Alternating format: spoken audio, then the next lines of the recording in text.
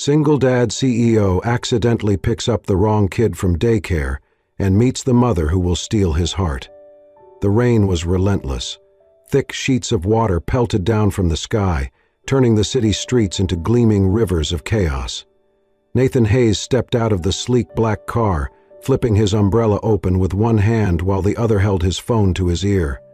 His voice was calm but firm, issuing directives through the Bluetooth headset. "No, tell them the Singapore deal is not negotiable. If they want to pull out, let them. We will not compromise quality for speed." He strode across the sidewalk toward the front of the daycare, his designer shoes splashing through puddles. It was his first time picking up his 4-year-old son, Ben. Normally, his assistant handled it, but she had called in with a family emergency. Nathan had glanced at his packed schedule, sighed, and told himself it would only take 15 minutes. It had to. As he reached the covered entrance of the daycare, a group of children stood waiting, their jackets zipped tight, small hands clutching backpacks. Rain smeared the glass doors behind them. One child, wearing a yellow raincoat with a hood and Spider-Man rain boots, turned around and looked directly at Nathan. "Daddy?" the boy called out hesitantly. Nathan's attention was split. His assistant was calling on line 2 about an urgent board update. He barely looked at the child's face, but the size, the outfit, it was exactly what Ben wore this morning. Nathan pocketed his phone momentarily and gave the boy a gentle pat on the head. "Hey, champ, let's get out of this weather." The boy walked with him obediently, glancing back once before taking Nathan's offered hand. Nathan quickly buckled him into the back seat, handed him a juice box from the cooler compartment, and resumed his call. Traffic was heavy. Nathan fielded 3 more calls on the way home. The boy in the back was quiet, watching the rain trace patterns on the window. Nathan smiled once during the drive and said, "Rough day at school, buddy?" The child nodded slowly but said nothing. By the time they reached the gated driveway of Nathan's townhouse, the rain had eased slightly. He turned off the ignition, unbuckled the child, and carried him inside. The boy stood just inside the doorway, dripping slightly on the marble floor, looking around with wide eyes. Nathan hung up his coat and looked back. "All right, Ben. Shoes off, then dinner." The boy just stared at him. Nathan frowned. "Ben?" No response. He crouched down. "Hey, bud, are you feeling okay?" The boy shifted uncomfortably. "Where's Mommy?" Nathan froze. "What did you say?" The boy looked at him, blinking. "Where's Mommy? And where's my turtle backpack?" It hit him like a punch to the chest. This was not his son. He shot up, heart thudding. He ran to his phone and pulled up a picture of Ben from that morning. Then he turned back toward the boy. The resemblance was shocking, but the eyes were different. The shape of the face, the quiet demeanor. His Ben was louder, more curious. This boy had barely said a word. Oh my God. Across town, chaos was unfolding. Sophia Carter stood outside the daycare, hair soaked, eyes wide with panic. Her son, also named Ben, had vanished. One moment he was there, lining up with the other kids, and the next he was gone. "Tia, prosip!" Sophia cried. "I saw him 5 minutes ago. He was in his yellow jacket." The daycare director was trembling, dialing emergency numbers. "We thought his father picked him up. He said Daddy and got in a car. We thought, oh my God." Sophia grabbed the woman's arm. "He does not have a father in his life. Who took my son?" Police arrived within minutes. A bolo was issued. Staff scrambled to check security footage. Sophia stood in the rain, barely breathing. Back at the townhouse, Nathan had already buckled the boy back in the car and sped off through the drenched streets. His hand shook as he called the daycare, but no one answered. He pulled up, hazard lights flashing, to a scene swarming with police. He stepped out, carrying the boy in his arms. I think I made a mistake," he said loudly. "I thought he was my son. I swear I didn't mean—" Sophia turned at the sound of his voice. Her eyes landed on her son in Nathan's arms. She screamed. "Ben?" Nathan gently set the boy down. The child ran into Sophia's embrace. She clutched him, sobbing. "Are you okay? Are you hurt? What did he do to you?" Nathan stepped forward. "Ma'am, please. I didn't know he looked just like my son from behind. I swear to you, it was an honest mistake." Without thinking, Sophia stood and slapped him across the face. "Don't you ever touch my child again." Nathan didn't speak. He just stood there in the rain, shame soaking through his clothes deeper than the water ever could. The cold white lights of the police station buzzed overhead as Nathan sat stiffly on the metal chair, his soaked blazer clinging to his back. Across from him, Sophia sat with her arms crossed, eyes blazing with a fury that made him feel smaller than he had in years. The little boy, now wrapped in a warm blanket, sat beside her, sipping hot chocolate handed out by one of the officers. The officer leaned over the desk between them, laptop open. "We've reviewed the footage from the daycare security camera. It clearly shows Mr. Hayes approaching the wrong child and taking him by the hand. The child did call out, 'Daddy.' There was no physical force, no sign of malice or coercion." Sophia shot to her feet. "He still took my son." The officer nodded patiently. "Yes, ma'am, and we understand how frightening that was. But based on the footage and Mr. Hayes's immediate return, plus the child being unharmed, it appears to be an unfortunate but honest mistake." Sophia turned to Nathan, her voice sharp. "Unfortunate? You think that's what this was?" Nathan stood, his tone low but firm. "I am sorry, I truly am. I was distracted and rushing. I thought he was my son. I did not look closely enough, and that is entirely my fault." She scoffed. "People do not just pick up the wrong child. You think because you wear a suit and drive a fancy car, you get to make these kinds of mistakes and walk away without consequences?" Nathan flinched at the accusation. "No, that is not what I think." "Oh, really? What do you think?" she snapped. "That a single mom like me should just be grateful you didn't decide to keep him? That I should say thank you for not being worse?" "I did not mean to frighten you," he said, hands open in front of him. "And I understand this doesn't make anything better, but if there's anything I can do, compensation, schooling, support—" "You want to pay me off?" she interrupted, voice rising. "You think you can fix this with money?" Nathan paused. "That is not what I meant. I just thought, well, don't," she said coldly. "You don't know anything about me or my son, and you sure as hell don't get to fix your guilt by throwing money at us." A silence settled between them, thick and sharp. Sophia's son tugged gently on her sleeve. "Mommy, he didn't hurt me." She looked down at her child, her jaw tightening. The officer stepped in. "Ms. Carter, you are within your rights to press charges, but you should know that based on evidence and witness statements, a case might not hold. The daycare staff confirmed the mix-up, and the footage supports Miss Hayes' claim." Sophia didn't respond. She picked up her bag, her son, and walked out of the room. Later that night, Nathan sat alone in his kitchen, untouched tea growing cold beside him. His house, usually pristine and quiet, now echoed with the sound of the boy's voice. "Where's Mommy?"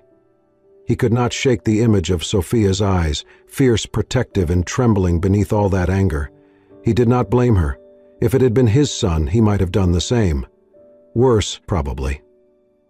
He looked down at the family photo on the fridge, himself, his late wife, and his real Ben, barely 6 months old. So much had changed.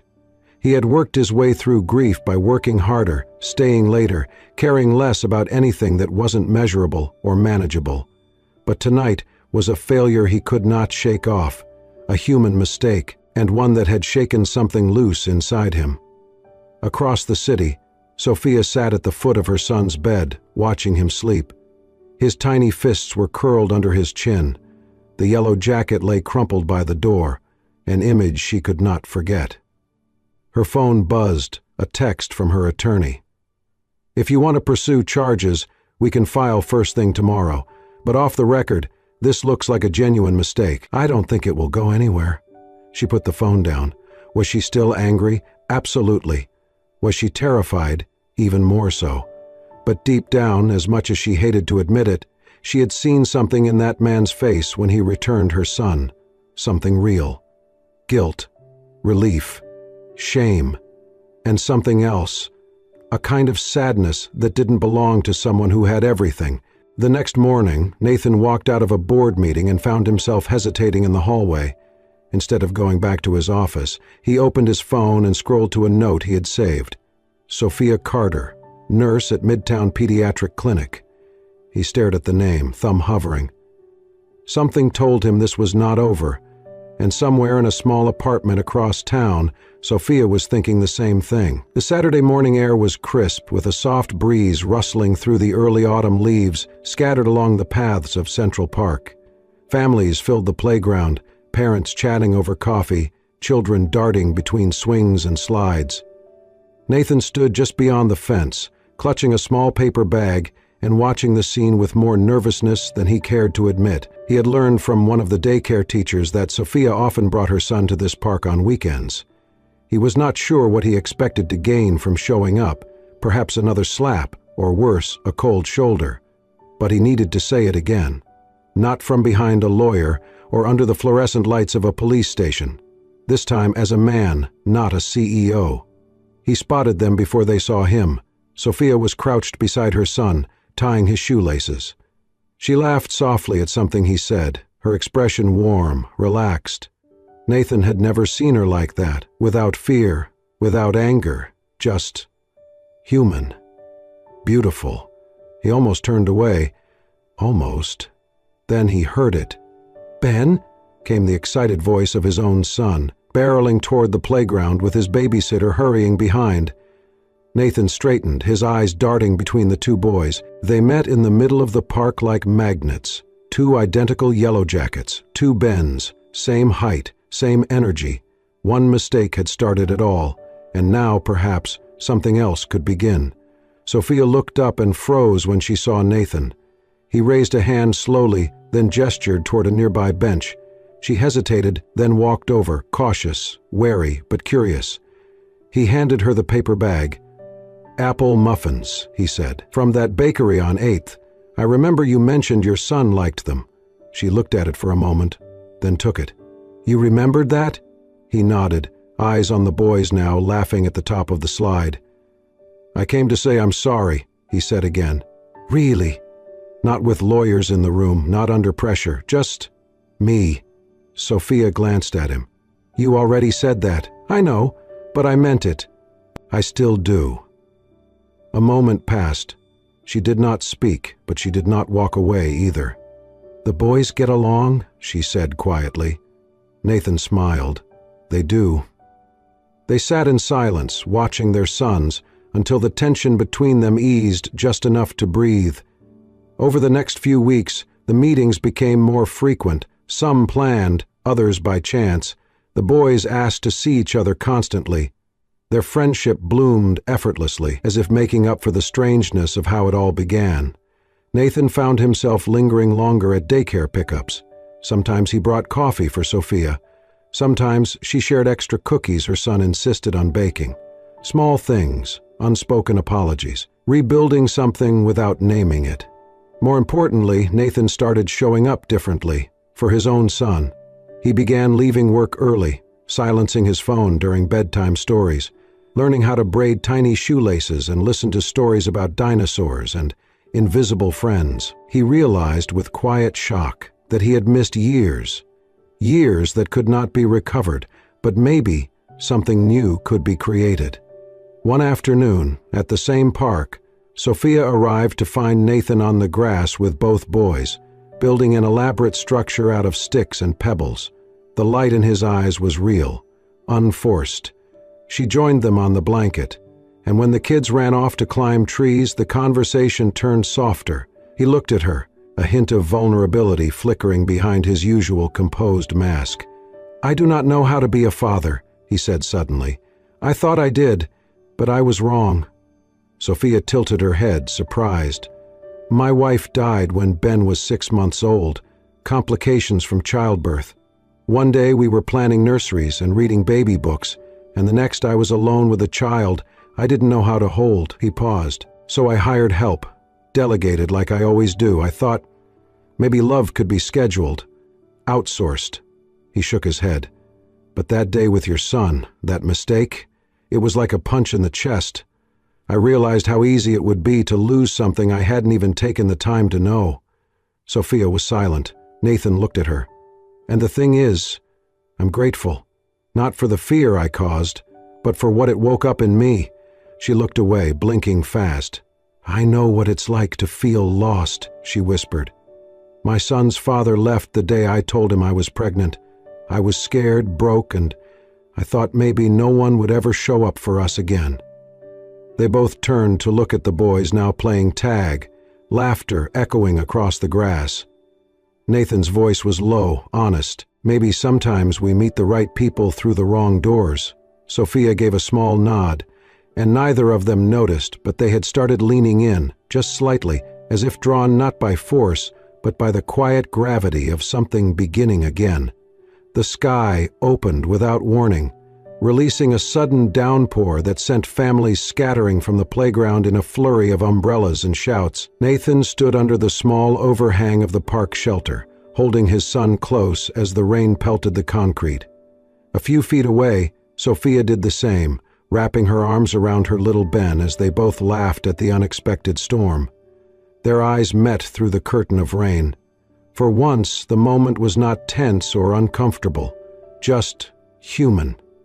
"Well," Nathan called over the sound of the rain, "looks like the weather wants us to stay a little longer." Sophia shook her head, wiping drops from her forehead. "We are soaked."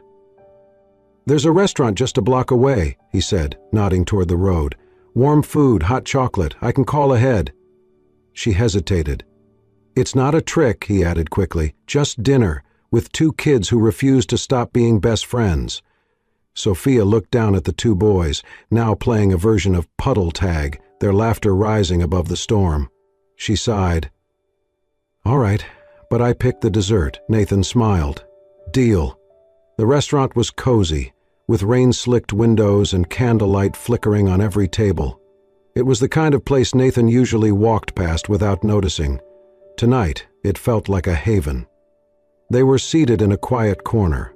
The boys shared a booth seat and immediately started coloring on the kids' menu, their shoulders pressed together like they had been best friends forever. Sophia took a sip of her tea. Nathan watched her over the rim of his own glass of water, unsure how to begin. "So," he said at last, "has your son always had that unstoppable energy?" She smiled faintly. "Since birth. He came out kicking and never stopped." "Mine too," Nathan chuckled. "He once threw my phone into the toilet because I wouldn't stop working during playtime," Sophia laughed. "Sounds about right." They paused again, and Nathan leaned back. "It's strange, isn't it?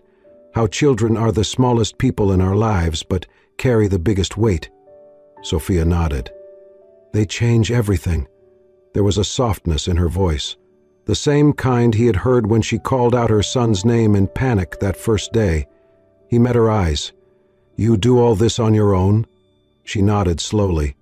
"His dad left before he was born, said he wasn't ready to be a parent. I was scared, but being scared and doing it anyway sort of became my specialty." Nathan looked down, running a hand through his hair. "I had help," he admitted. "Nannies, assistants, night nurses. I thought that was enough. Thought being a provider was being a father, but it turns out all that did was give me distance." Sophia's eyes searched his. "What changed?" he exhaled. "The day I picked up the wrong child, it shattered something. Not because of the scandal or how it looked, but because I saw a little boy in my back seat and realized I didn't even know he wasn't mine. What kind of father doesn't know his own son's voice?" There was a pause. The boys giggled beside them, entirely unaware of the conversation unfolding. Sophia's voice was soft. "I don't hate you." Nathan looked up sharply. She gave a sad smile. "I wanted to. I wanted someone to blame. But the truth is, I don't hate you." She looked down at her tea, then back up. "I hate that feeling," she said, "that paralyzing terror that something could happen to my son, and I would be powerless to stop it. That feeling doesn't go away, whether you're poor like me or powerful like you." Nathan nodded. His voice came quieter. "I understand, because for the first time in my life, I was afraid of losing something I didn't even know I had until it was almost gone." Their eyes met again, and this time the silence between them was no longer uncomfortable. It was intimate, real. The waitress arrived with dinner. Plates were passed, drinks refilled, and the boys cheered when the dessert Sophia had chosen, warm chocolate cake with ice cream, appeared. Nathan watched as Sophia helped her son cut a bite, gently wiping chocolate from his chin. She looked up and caught him staring. He smiled sheepishly. "You're a good mom," she shrugged. "You're learning to be a good dad." And just like that, the evening softened. The rain outside slowed to a drizzle, the children yawned in unison, and two people who had met under the worst of circumstances sat across from each other, unknowingly walking toward something neither had expected, but both had started to want. Not a second chance, but a new beginning. It started with a name. Nathan sat at his desk late one evening, the skyline of the city glowing beyond the floor-to-ceiling windows of his high-rise office. His son had gone to bed hours ago, and his inbox was finally quiet. But something still tugged at him, something that had been lingering in his mind since their last dinner. Sophia's expression when she had talked about doing everything alone, her voice tight with emotion when she said she had become an expert at doing things scared. He typed her name into the company's internal HR archive system on a whim, unsure of what he was looking for. Just curious, maybe a way to understand her better, and then it popped up. Sophia Carter, former nurse at Midtown Community Hospital. Termination noted under failure to comply with procedural confidentiality. An old file, buried deep in an archive flagged as non-public. Nathan frowned. That did not sound like the woman he had come to know. Sophia was bold, principled, maybe a little guarded, but not careless, not unethical. Something about it felt wrong. He made a call to an old contact in the hospital's administration, a man who owed him a favor. It took less than an hour. Sophia had reported fraudulent insurance billing conducted by a senior physician, someone with high-level ties. She had filed a complaint internally, then externally when no action was taken. A week later she was fired on a technicality. The physician in question had since quietly resigned, but the record of Sophia's courage had been buried under paperwork and silence. Nathan leaned back in his chair, stunned. All this time he had thought of her as a fierce, resilient mother, but she was also something else, something more dangerous in the world he came from. She was someone who refused to stay quiet when it mattered most. He dialed her number before he could talk himself out of it. She picked up on the third ring. "Hello?" "Hey," he said, voice quiet. "It's Nathan." There was a pause. "Is everything okay? Is your son?" "He's fine," Nathan said quickly. "He's asleep. I needed to talk to you." She exhaled, cautious. "About what?" "I found out what happened at Midtown, the truth." Another pause. "I see. I had no idea," he said, "that it was one of our branches, that the system I helped build let someone like you get punished for doing the right thing." There was silence on the line, but he could feel her breathing. "I've been around boardrooms long enough to know how often truth gets buried," Nathan continued. "But you didn't let it. You stood up for what was right, and I want to say I'm sorry, and that I admire you." Sophia's voice came softer now. "I didn't expect you to find that." "I did," Nathan said, "and I wish I had known sooner. I've been wrong about a lot of things, but not about you." She didn't speak for a long time, then finally, "Thank you." The words were gentle, but layered, not open, not completely. Nathan knew she was still holding back, still guarded, and he could not blame her. After all, he was still Nathan Hayes, the name on the building, the face in the press, the legacy tied to every hospital, including the one that failed her. "You do not have to forgive the company," he said quietly. "Or me. But I just wanted you to know. Someone sees you now, really sees you." Her breath hitched, barely audible. "That means more than you know." And then the line went silent. Nathan stared out the window, the city below alive with lights and movement. But inside, something was still, something new, a kind of clarity. She was not just the mother of a boy he once mistook for his son. She was a woman who stood alone against power and spoke anyway, and somehow she had become the one voice he most wanted to hear. The quiet in the boardroom was unlike any Nathan had heard before. It was the kind of silence that came not from stillness, but from tension, a coiled, waiting thing. Across the long glass table, his father sat at the head chair, impeccably dressed as always, eyes cold beneath silver brows. The other board members had been dismissed. This was not an official meeting. It was a warning. "I heard about your involvement," the elder Mr. Hayes began, folding his hands, "with that nurse." Nathan did not flinch. "Her name is Sophia Carter." His father ignored the correction. "You're a public figure, a Hayes. We do not get involved in scandal, especially with women who have a reputation for legal trouble and whistleblowing." Nathan's jaw tightened. "You mean a woman who exposed fraud your hospital system let happen?" "Watch your tone," his father snapped. "Do not forget who gave you that seat." Nathan stood. "And maybe it's time I asked why I still sit in it." His father rose too, slower, deliberate. "You're my son, Nathan. You have a future most people only dream of. Legacy, influence, power. But if you continue this distraction, you will lose everything. Your inheritance, your voting rights, your place in this company." Nathan's heart pounded, but his voice remained calm. "I never asked for power if it meant I had to live as someone else." His father narrowed his eyes. "So you choose her over the family?" Nathan looked out the window at the skyline that once defined him, then back at the man who had shaped his ambition. "No," he said, "I choose me." That night, he packed his things.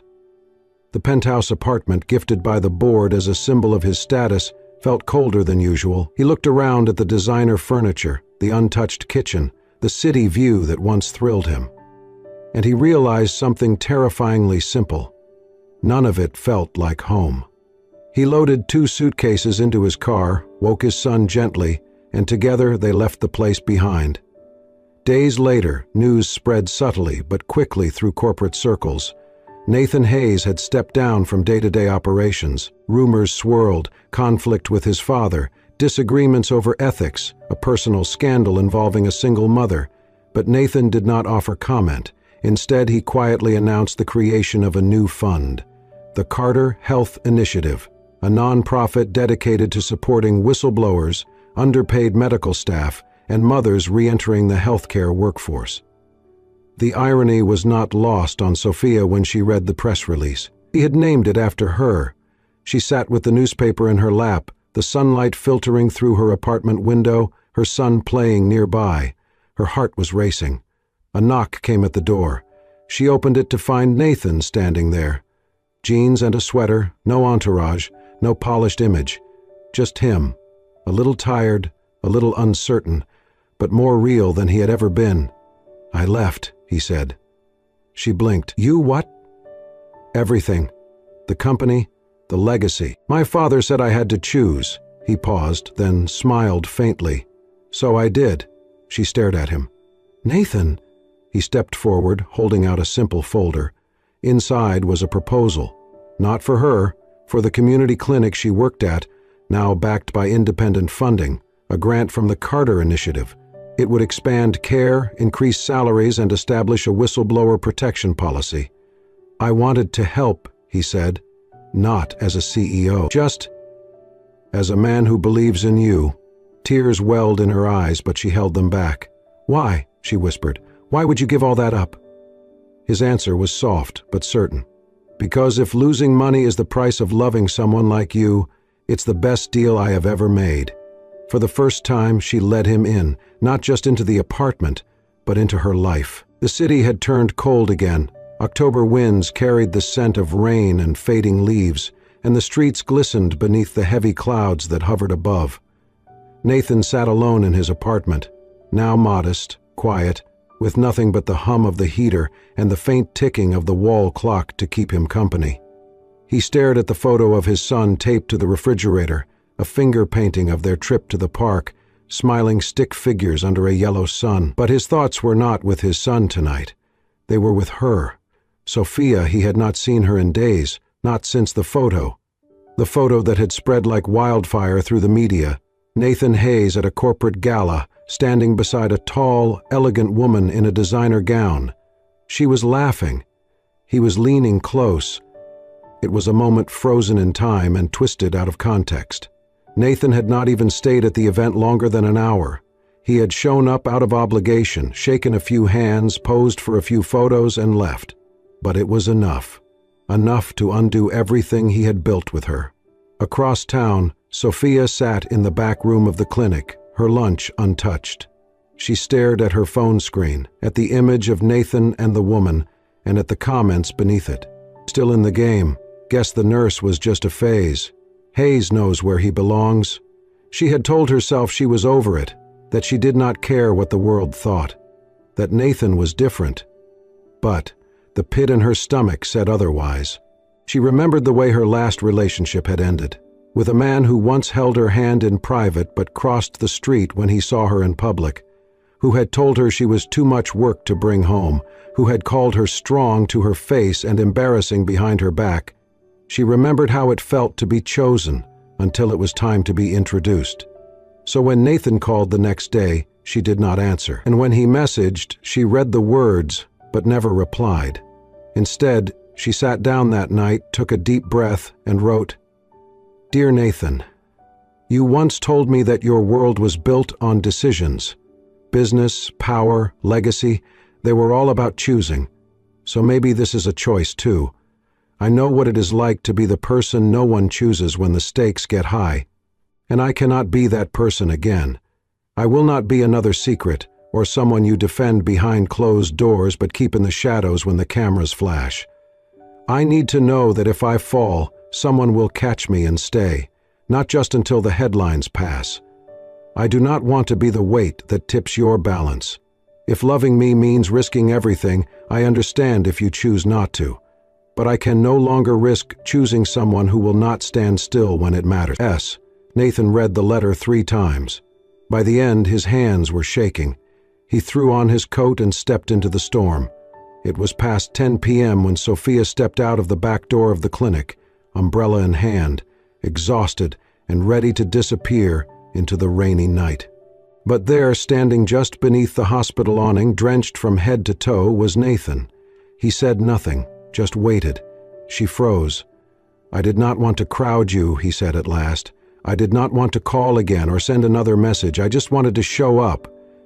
She stepped closer, her eyes unreadable. "That night at the gala," he continued, "meant nothing. I left after 30 minutes. I only went because I promised an old friend I would show face. That woman, she was my college roommate's wife." Sophia stared at him. "And the cameras?" "I do not care about them anymore." "You used to," she said softly. "I used to care about a lot of things that do not feel worth it anymore." He stepped closer. "But I care about you." Rain dripped from his hair onto his collar, soaking through the fabric. "If you are the reason I have to keep walking away from everything that no longer fits who I am, then I will do it again. And again. And again." Sophia's breath hitched. "Because I would rather be yours in the shadows than someone else's in the spotlight," he whispered. "But I am not asking for shadows anymore. I want all of it, the light, the storm, and you." She took a trembling breath, and for the first time she did not pull away. Instead, she stepped into his arms, letting the rain fall around them. Not because it was a fairy tale, but because it was finally real. A soft breeze drifted through the community center courtyard, carrying the scent of fresh flowers and children's laughter. Sophia stood by the window, watching volunteers paint a colorful mural on the wall outside. Behind her, nurses moved through the halls of the newly opened Carter Health and Hope Center. Nathan had quietly funded the project, but it was her name carved into the front. He had insisted. It was her story that made it real. Their lives had blended slowly, naturally, not with declarations, but in the quiet rhythms of shared days. Grocery runs, bedtime stories, school drop-offs. Nathan's once pristine kitchen was now filled with crayon drawings and half-empty cereal boxes. Sophia no longer braced herself for endings. Instead, she began to believe in something she had never known: stability. Nathan learned to flip pancakes without burning them. Sophia learned to believe his promises, and the two Bens, so different in origin, had become brothers in every way that mattered. It was on a Friday afternoon that it happened. Sophia walked the boys home from art class, their paint-smeared hands clutching hers. At the corner near the park, a familiar old taxi rolled up. The back window slid down. Inside was Nathan, wearing a cap that read, "Ben and Ben's Dad." On the door, "Taxi home, carrying only one passenger, forever." The boys squealed. Sophia laughed, heart pounding. Nathan stepped out, opened the back door. Inside, wildflowers and a photo book. The last page held a velvet box, nestled between pictures of the boys. Nathan's voice was quiet. "I once picked up the wrong child. That moment could have ruined everything, but instead it brought me to you." He knelt on both knees. "No castles, no crowns, just this life, noisy and messy and ours. I want it with you." Sophia knelt too, tears slipping down her cheeks. "You already gave it to me, with pancakes and promises and 2 amazing boys. I'm home." He slid the ring on her finger, a simple band etched with one word: always. They never had a grand wedding, just a picnic in the park with bubbles, cupcakes, and joy. The 2 Bens held a sign: "We said yes too." The final touch came when the mural outside the center was completed. 4 figures holding hands in the rain, a yellow taxi behind them, and the words, "Family, not by blood but by heart." If this story moved your heart, even just a little, then you know what we believe in here at Soul-Stirring Stories, that love comes in the most unexpected ways, that family is not always built by blood, and that healing often begins with a mistake, followed by a choice. Nathan and Sophia's journey reminds us that no matter how different our worlds may seem, when 2 souls are brave enough to stay, to listen, and to love, they can build a home out of nothing more than trust, laughter, and shared tears. If you felt the warmth, the ache, or the quiet hope in this story, we invite you to stay with us. Subscribe to Soul-Stirring Stories for more real, emotional tales that heal, inspire, and remind us of the goodness still alive in the world. And remember, sometimes getting lost is exactly how we find where we belong.